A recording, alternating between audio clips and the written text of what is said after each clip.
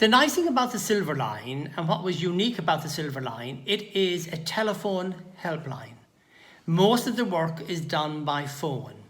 So during this crisis with COVID-19, actually the Silver Line doesn't have to change its approach, because we're still ringing people on a day-to-day basis. We are still supporting over 10,000 people a week by use of the phone. Obviously, what we're not doing is linking up with our community providers who would normally provide some of the after support once we discharge them. But I think we're so flexible, and I think the key thing is any organisation who is setting up a volunteering service must ensure there is flexibility, that you can adapt with change. Like, the fact is, we are supporting 10,000 calls a week. If we had stopped those calls, it would have been horrendous.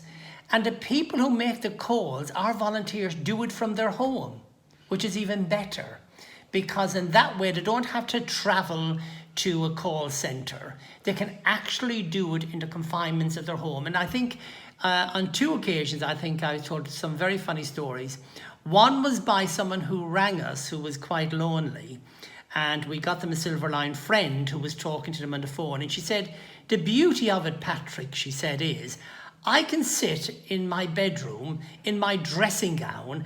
I don't have to do my hair and put makeup on just to have a conversation with people. Because my volunteer rings me, I can be relaxed." And actually, our volunteers say the same, that they don't have to dress up, get childminders to look after the children, who's going to cook the dinner, when am I going to go out and get back. They do it at a convenient time in their home. So for us, as a telephone helpline, the impact of COVID-19 is not having any major impact at all. What is happening is more and more people are ringing us. And that's because they are being isolated and they are lonely. They don't have families, and obviously they're fearful of what might happen to them. Like I said at the very beginning of one of my presentations, when you have people ring you at 2 and 3 in the morning just to say, "I might die tonight and at least you'll find my body quickly," in a difficult time as we're going through now, the fear of death is really even more. We have not changed the training for our volunteers.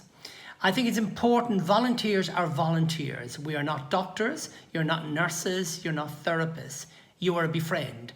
And just like anyone else, if you're talking to the person you're supporting and they tell you they're unwell, they have a temperature, they have a cough, or there's something changing in their well-being, then like any other friend, you would say, go and see your doctor, go and get medical help, do something about it.